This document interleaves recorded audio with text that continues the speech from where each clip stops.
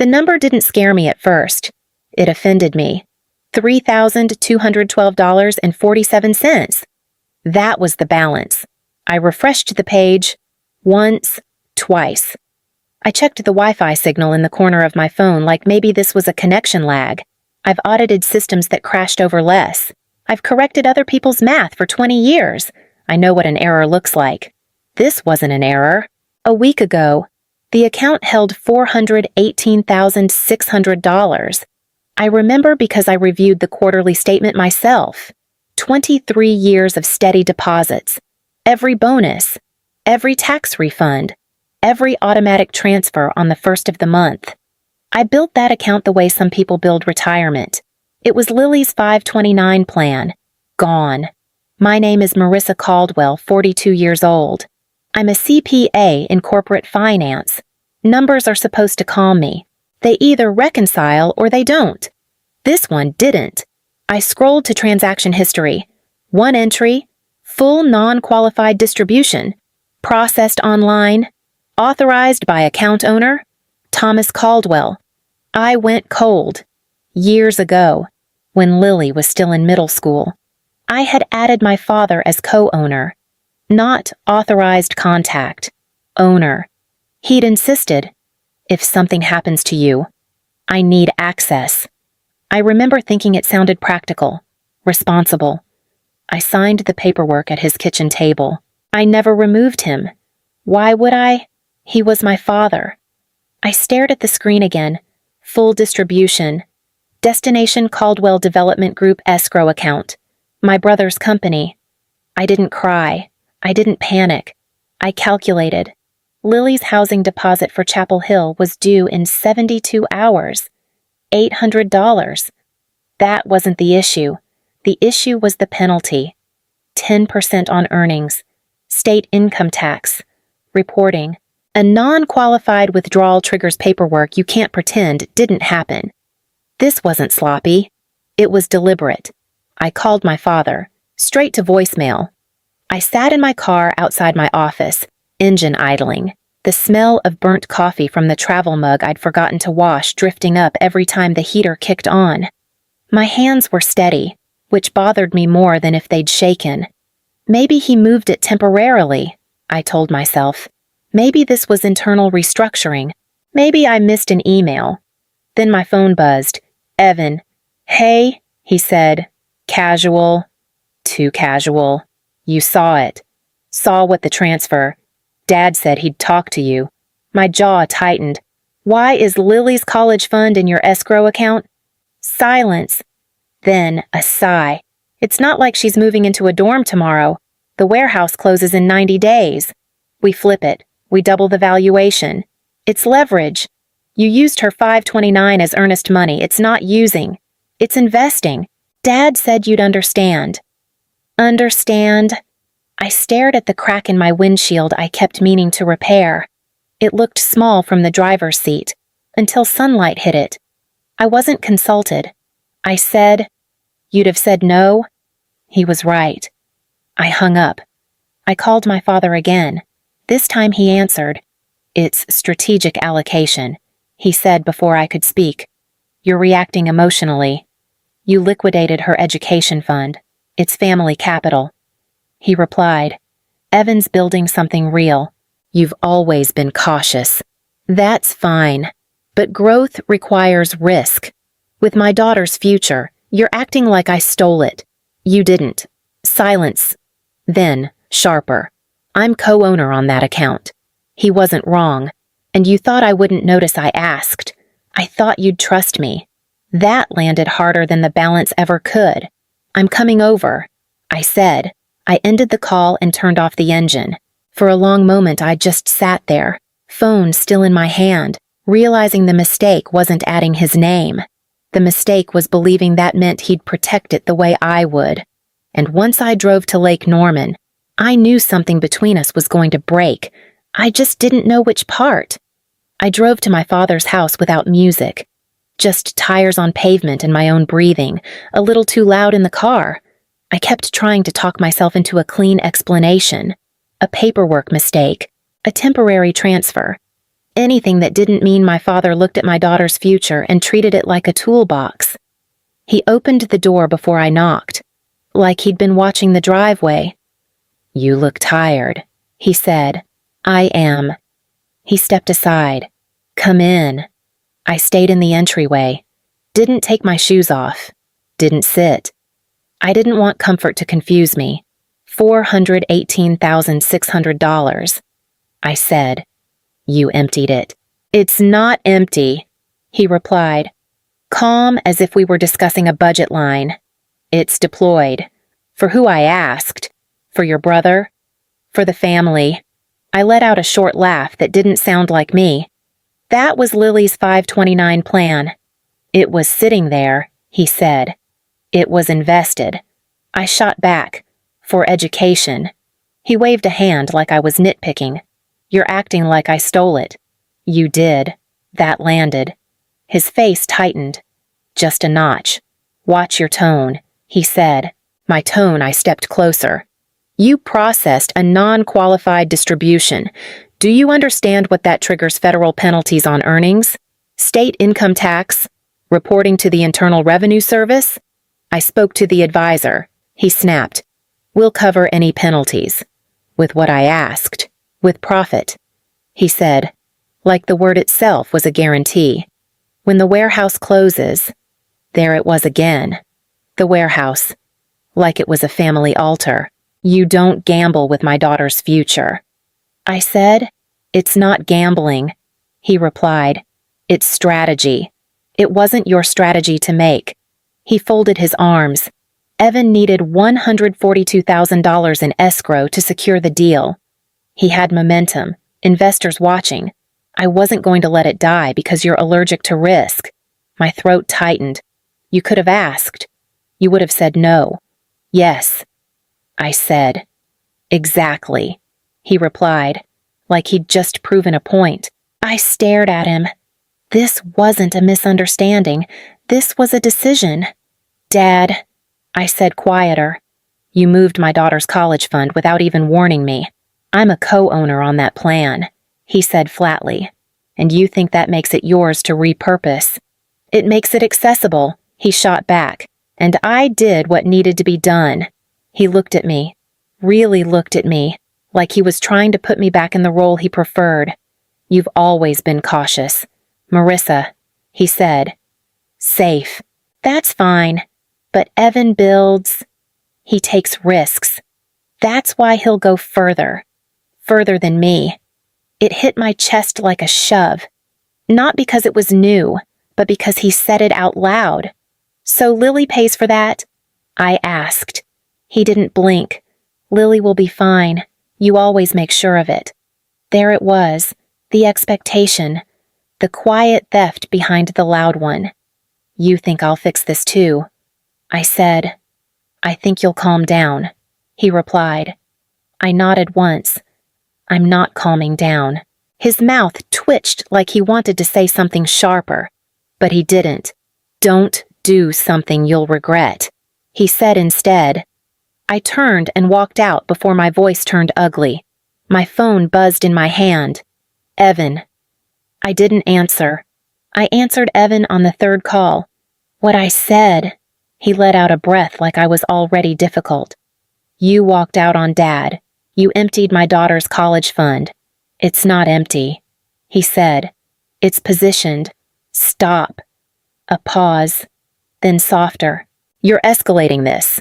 You wired $418,000 from Lily's 529 plan into your escrow account. It's temporary. You needed $142,000 for earnest money. And $80,000 for deposits," he added quickly.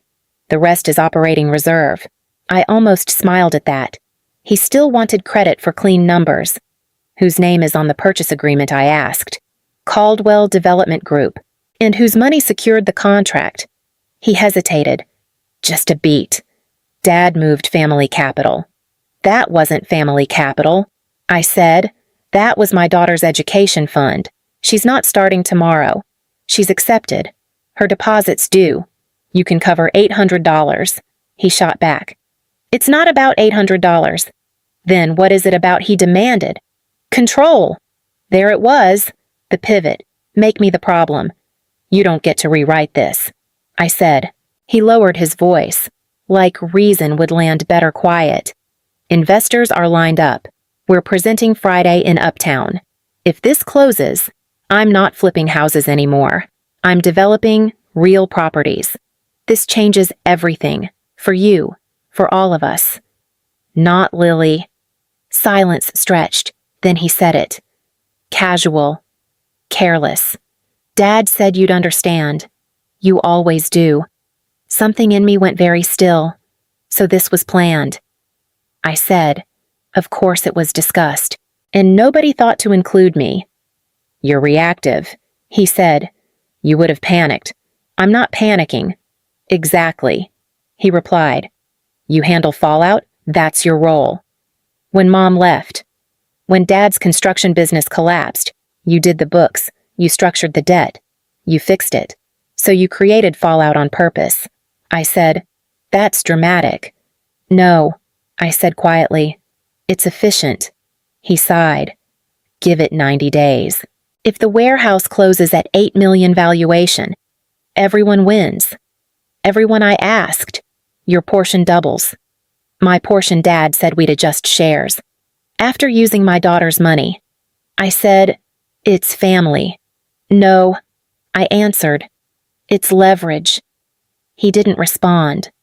For the first time since this started, I wasn't thinking about how to repair it. I was thinking about what it would cost if I didn't. Rebecca Hayes didn't look shocked when I told her. That unsettled me more than if she had. I laid the statements across her desk, my handwriting circling dates and figures like I was auditing my own life. She read without interrupting. No raised eyebrows, no dramatic inhale. Start from the beginning, she said. My father is co-owner on my daughter's 529 plan. I corrected myself before she could ask. I added him years ago. I never removed him. He processed a full non-qualified distribution. $418,000. The funds landed in my brother's development company escrow account. She tapped the page once. So he didn't impersonate you? No. He acted within owner access. Yes. That changes the framing. She said. I felt my stomach drop. Meaning. This isn't simple unauthorized access. He had technical authority. The issue becomes intent and misuse. I nodded slowly. I understood that language. Technical authority. Misuse. Gray areas where families pretend things are fine. Did he notify you? She asked. No. Any written consent? No. Any agreement that the account could be used for business investment? Never. She folded her hands. All right. That again. Calm. Measured. You don't sound optimistic. I said. I'm realistic, she replied. Courts hesitate to intervene in family financial disputes when both parties have legal access. We have to show irreparable harm and breach of fiduciary expectation.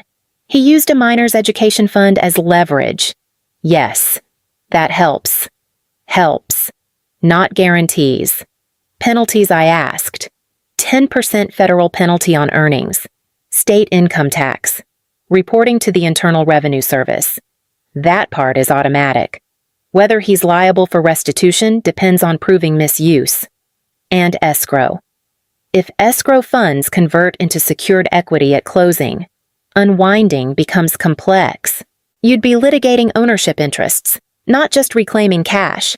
How long until that happens? She checked the purchase agreement. Closing in 4 days. Escrow already active. So we have about 48 hours to seek a temporary restraining order before further disbursement. Will a judge grant it? She didn't answer immediately. It's not certain. You added him as co-owner. That complicates the narrative. I swallowed. So this might fail? Yes, she said plainly. If the court views it as a family dispute rather than misuse, we could lose the freeze. The room felt smaller. What happens if we lose? I asked. Escrow proceeds. Funds convert. Your leverage drops. And illegal fees. You pay yours, potentially part of theirs. I exhaled slowly. I need to ask something.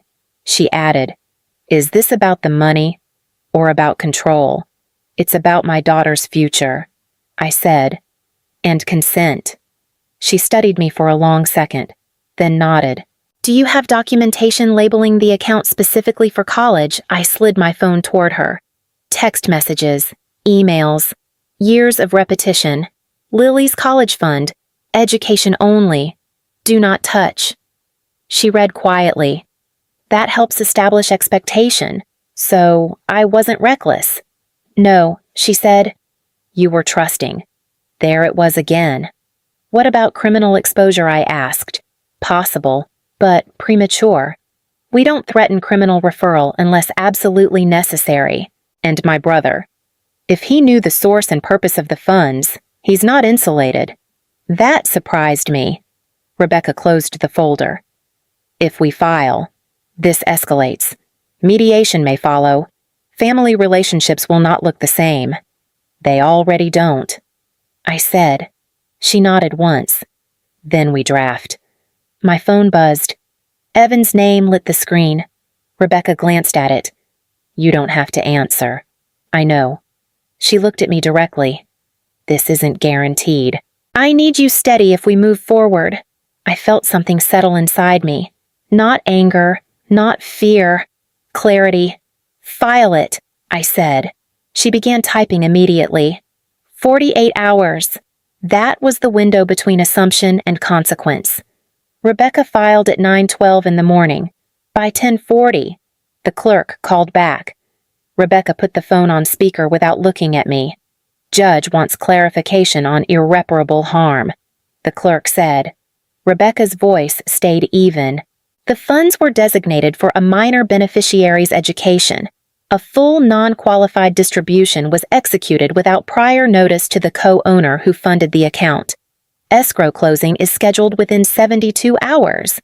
Once funds convert into secured equity, recovery becomes materially more complex. Silence. Yes, Your Honor, she added. We are prepared to submit sworn declaration if necessary. Another pause. My hands were flat against the edge of her desk. I realized I was holding my breath. Rebecca nodded once. Understood. Thank you. She ended the call. Well, I asked. She met my eyes. Temporary restraining order granted. Escrow frozen pending hearing. The words took a second to land. It can still be challenged, she added. This isn't final. I nodded. You have about 30 seconds, she said quietly, before they discover it. My phone rang almost on cue. Evan, I answered. What did you do? He demanded. I filed for a restraining order. You froze the escrow. Yes. Are you out of your mind?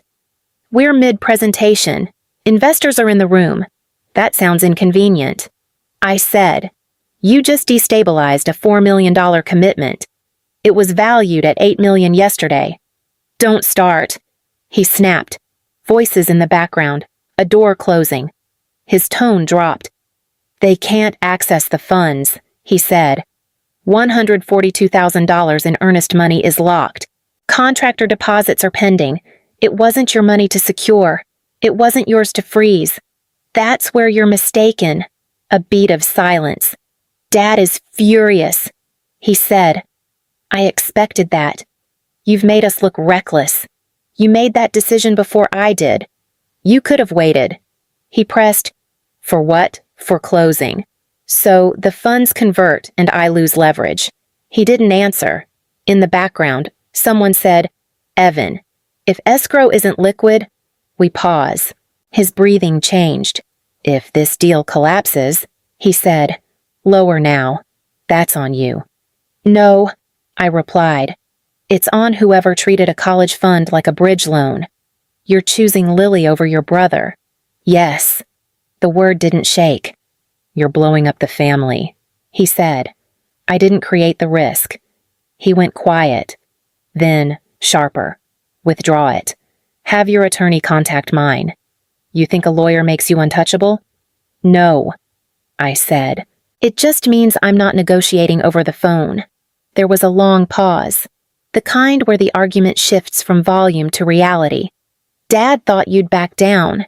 He muttered, I'm not. He ended the call. Rebecca was watching me carefully.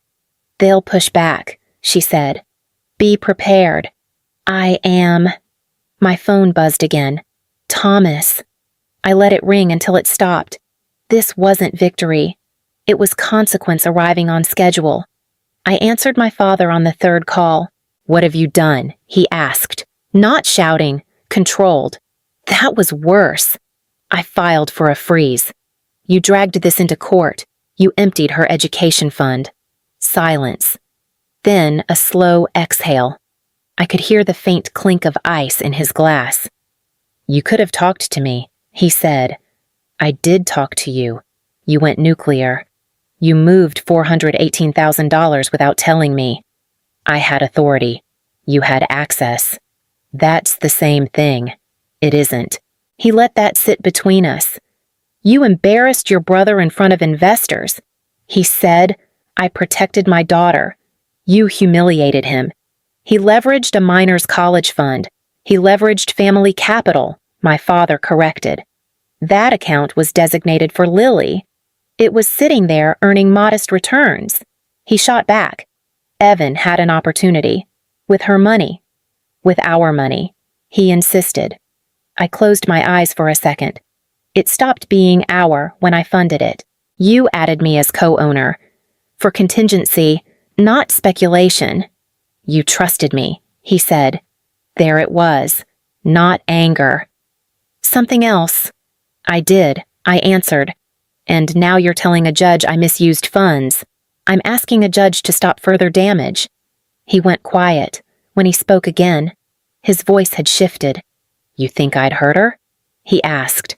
That caught me off guard. I think you convinced yourself it was harmless. It wasn't malicious, he said. It was temporary. The warehouse closes. Equity doubles. She benefits. Or it collapses. Everything carries risk. Not her tuition. He inhaled slowly. Evan's trying to build something lasting. I didn't want him stuck flipping houses forever. And I don't want Lily financing that lesson. You've always played it safe, he said. Spreadsheets, guarantees, no leaps, and you've always preferred leaps, I replied. Even when someone else cushions the fall. That one landed. You're choosing her over him, he said quietly. Yes. He didn't argue that. After a long pause, he added, I thought you trusted my judgment. I did. That's why this hurts. Another pause. Longer this time. If this becomes part of the public record, he said, it reflects on all of us. You're worried about reputation. I'm worried about legacy. I'm worried about boundaries. He exhaled. The fight was thinning. You've changed, he said. No, I answered. I stopped assuming we wanted the same things. He didn't respond. When I ended the call, I didn't feel victorious. I felt older, as if something steady but flawed had cracked. Builder versus protector. Maybe we were both trying to secure the future. Just not the same one. Mediation was scheduled 5 days after the freeze. The room smelled faintly of dry erase ink and stale coffee. Long conference table. 4 legal pads. No one touched the bottled water. Thomas sat across from me in a navy suit he usually reserved for bank meetings. Calm. Composed. He didn't look at me at first. He looked at Rebecca. Evan looked different. Tired. Phone face down. Which meant things weren't going well. The mediator cleared his throat.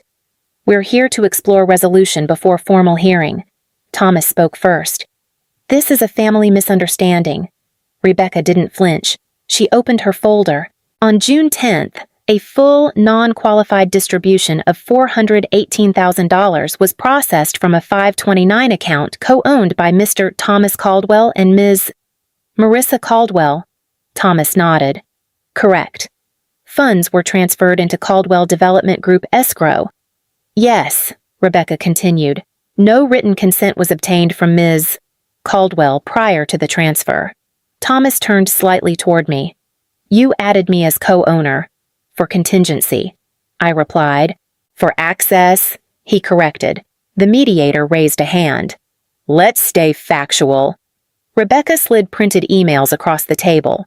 Repeated documentation labeling the account as Lily's College Fund. Clear designation of purpose. Thomas glanced at them but didn't pick them up. Evan leaned forward. This was an investment. The warehouse appraisal supported an $8 million valuation. Rebecca nodded once. Escrow required $142,000. Renovation deposits $80,000. Remaining funds. Operating reserves, Evan said. Rebecca finished evenly. From a minor beneficiary's education account. Thomas clasped his hands. I exercised legal authority as co-owner. You exercised access, Rebecca replied. The question is whether you breached fiduciary expectation. Fiduciary, Thomas repeated. Yes, she said. Co-ownership doesn't nullify intended purpose. Silence settled over the table. The mediator leaned in. Mr. Caldwell, if this proceeds to hearing, the court will examine intent, communication, and use of funds. Thomas's jaw tightened. This was temporary. Temporary without notice, Rebecca said. Evan spoke quickly. The freeze disrupted investor commitments. We had $4 million pledged. Investor disappointment isn't irreparable harm, Rebecca answered. Conversion of a college fund is... Thomas finally looked at me. You could have called me before filing, he said. I did call you. You escalated. You didn't reverse it. The mediator interjected gently. We're here to talk resolution. Rebecca stated it plainly. Full restitution of $418,000.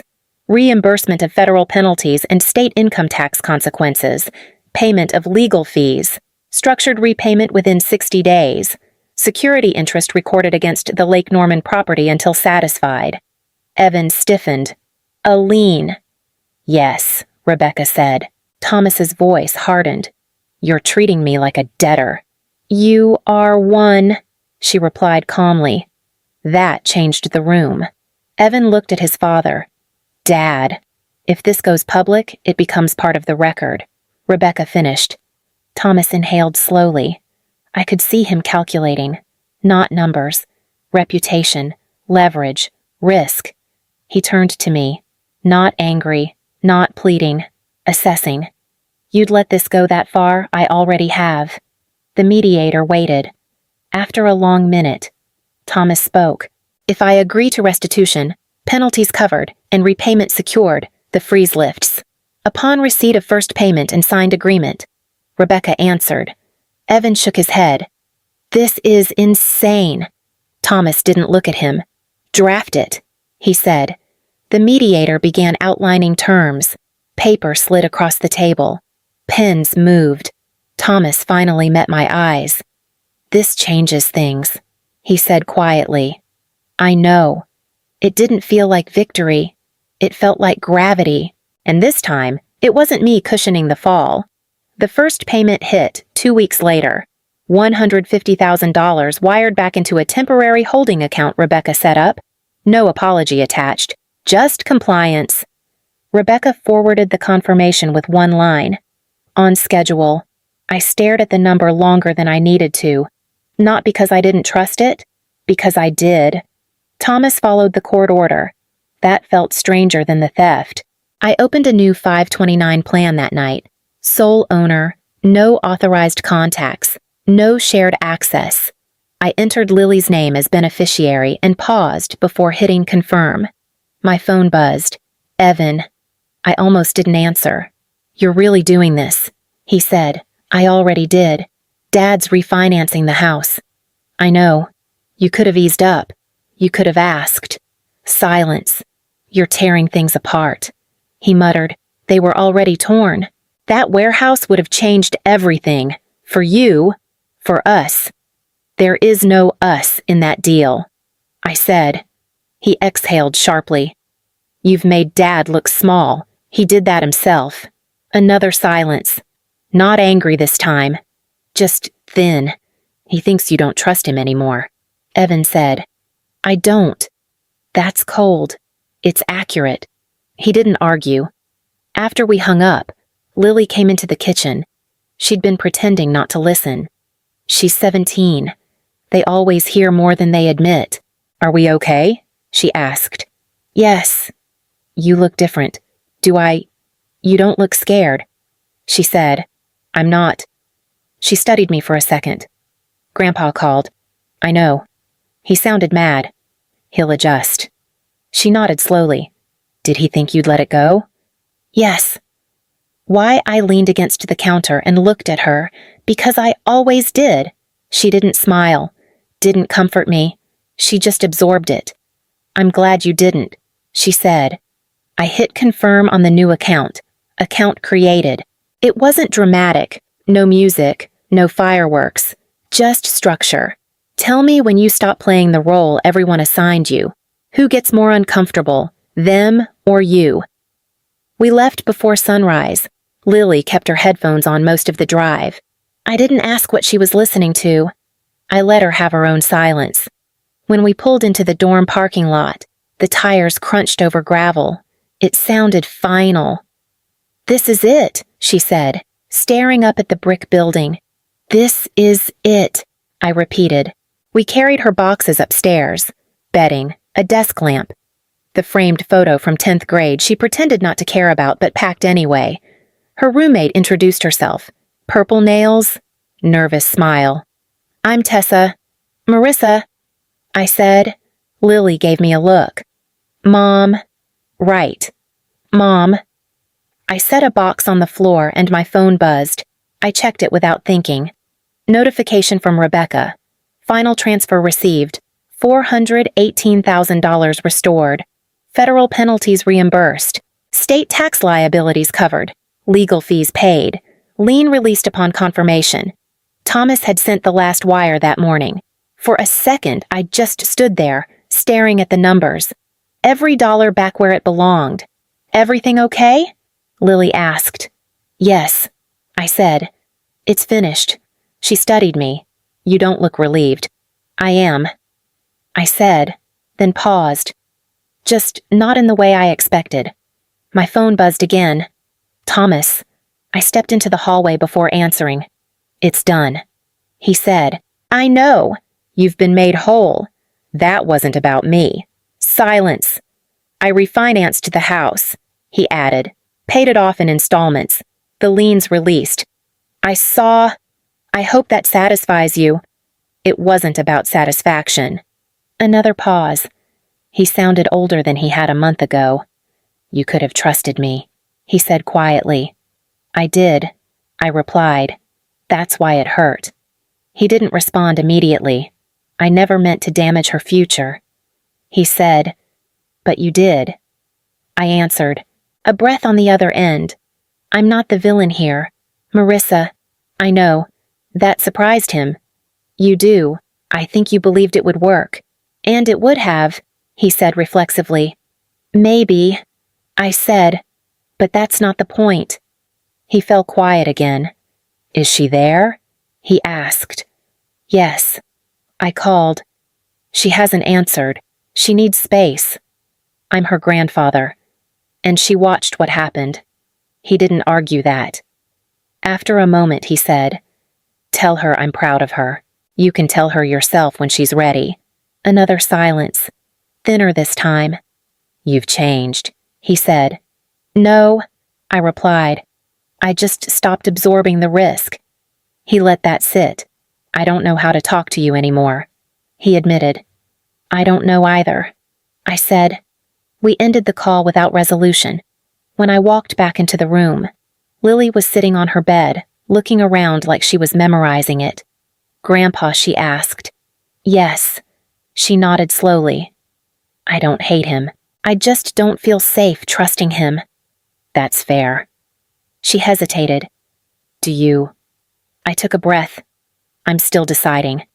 We finished unpacking in small movements, adjusting the comforter, plugging in the lamp, ordinary things. When it was time to leave, she hugged me hard. You didn't let them use me, she whispered. No, thank you. I drove away alone. The road felt longer going back. Everything had been returned. The account restored. The penalties reimbursed. On paper, it was clean, but something else had shifted. Something I wasn't sure could be wired back into place. I protected her. I drew a boundary. And I may have redrawn my father. I don't regret what I did. I'm just learning that sometimes protecting the future costs you part of the past.